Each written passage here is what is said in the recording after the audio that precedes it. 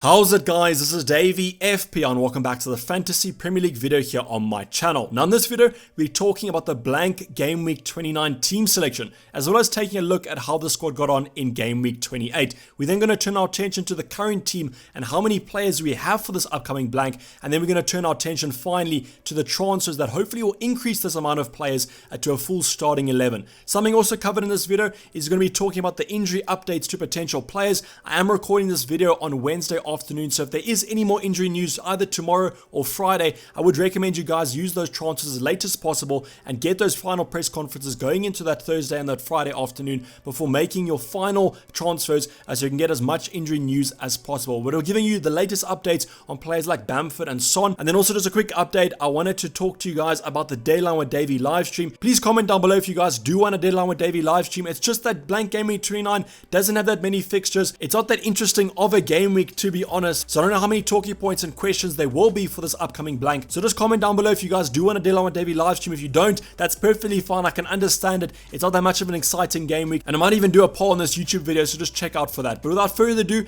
let's get into the video.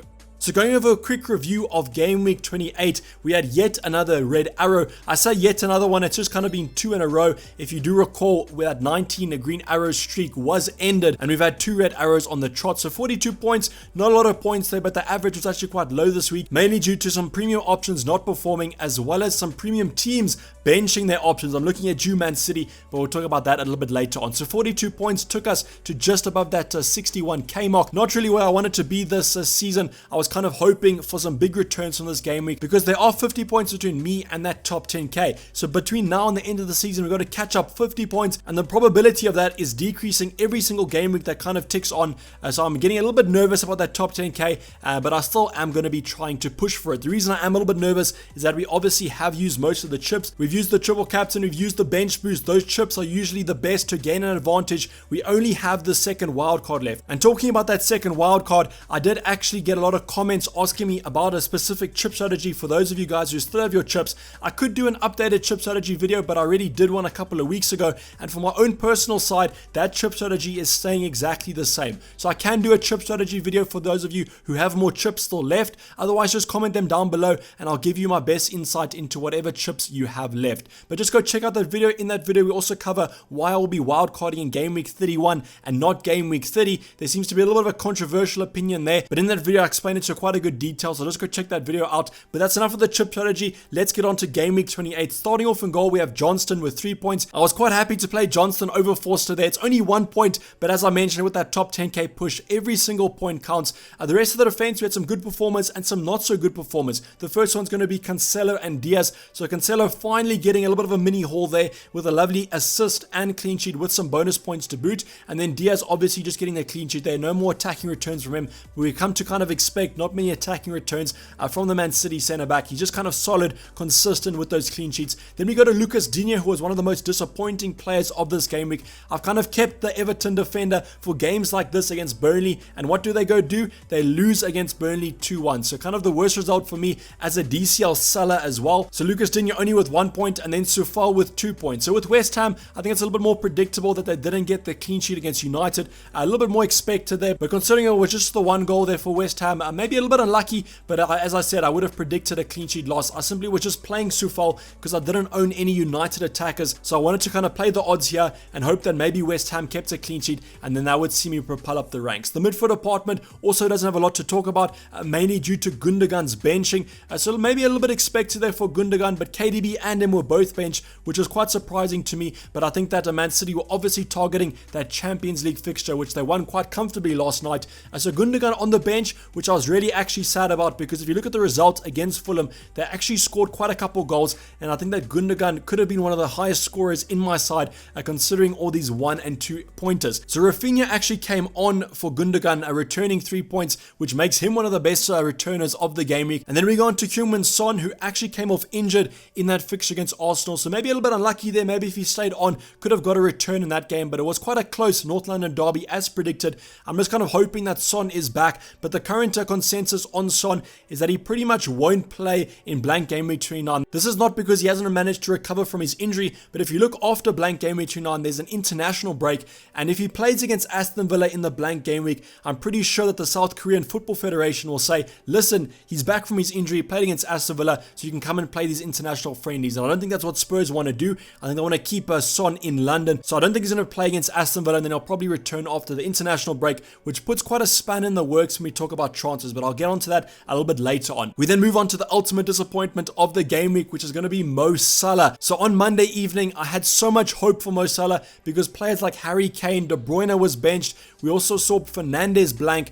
So I thought that this was the game week that Salah, as a differential captain, I think in the top 10k, only captain about 15% of people. That rose to 20% because of the whole KDB Gundogan benching. But still, 20% of the top 10k, that's quite differential. But then what does Mo Salah do? He goes and blanks. Yes, he scored an offside goal, which is quite unlucky. I think that's mainly due to Oxlade-Chamberlain not releasing him earlier. Not really Salah's fault there. But when you do blank in a game week that I really needed him to return as my captain, that's going to lead you to be the ultimate disappointment. So quite a lot of blanks on the trot here for Mo Salah. So I can definitely understand if you guys want to sell him. And we pretty much will be selling him going into the blank game week just because you have so much value in him and you can simply get anyone that you choose. The nice thing about Salah as well is that you can simply cover him with Diogo Jota right now. But go check out the preview that we did do yesterday where I talk about Diogo Jota and if he actually is nailed. We go on to Kane with that blank. So maybe a little bit expected there with that North London derby. We always thought it would be a little bit closer than maybe other people were predicting. But the thing about it is that Spurs did still score. It was a great goal from Lamela, but if Spurs do score, you always hope that Kane's involved.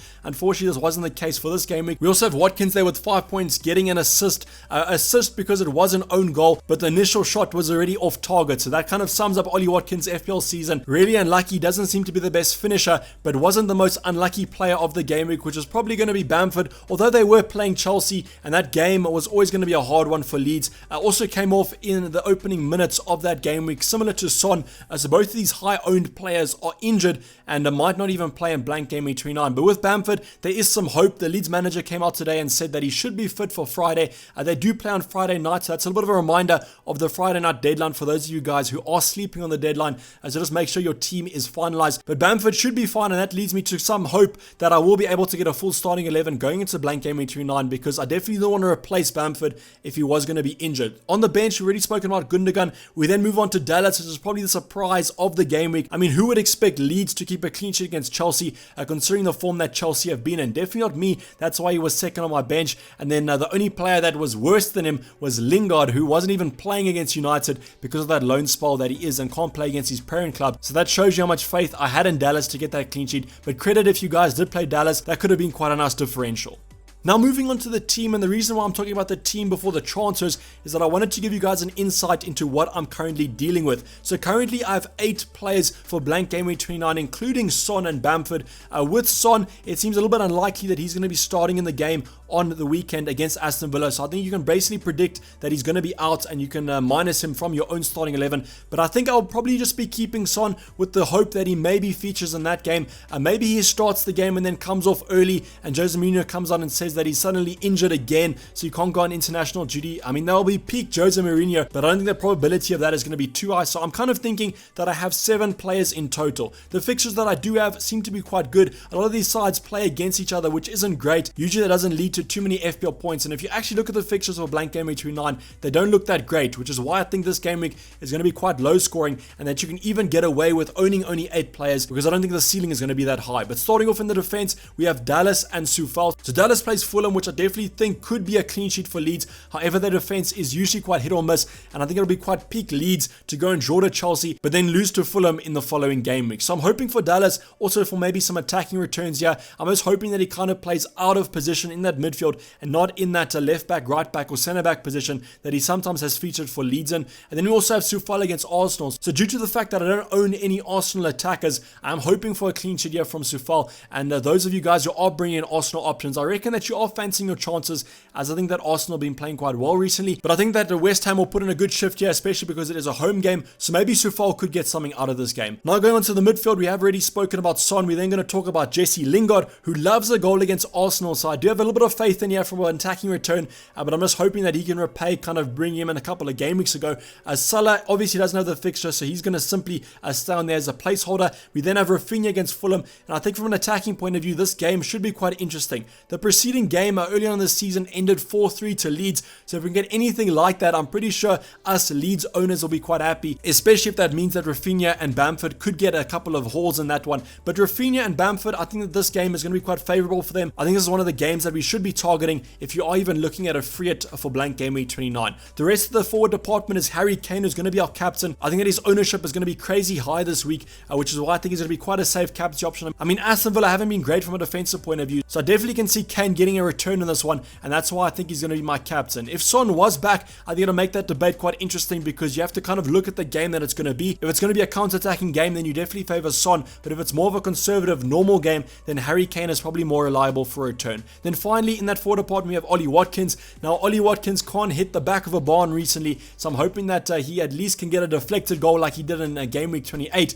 which leads him to get an assist from an own goal. So Ollie Watkins, I simply am playing him because I have him, but if you are looking at a free hit, maybe consider another player like a Majo from Fulham, who could be quite a little bit of an enticing option against Leeds. On the bench, nothing much to talk about. Those players simply on the fixtures, so that's why they are rooted there. But now let's get on and look at the transfers that I am considering. So as I mentioned, I have 8 players currently, including Son, so I guess we can assume that to be 7, but I still want to get about 11/10 players. So I'm heavily considering taking a -2. We've spoken about this -4 to -2 in the preview yesterday, so go check that video out. But 3 transfers with only 2 free transfers, so yes, I will be taking a hit this week, but I think this could be quite profitable in the future. The one alternative I wanted to mention to you guys is that I am currently looking at not taking Matt Targett, but actually going for someone like Dunk from Brighton, and simply going for that double up in that Brighton defense. The reason why I'm going for this is that I've actually looked at my game week 30 squad, and I'm going to have quite a good selection of players, so I can simply just bench my 2 Brighton options against United and still have quite a respectable squad. So the transfers that I am considering this week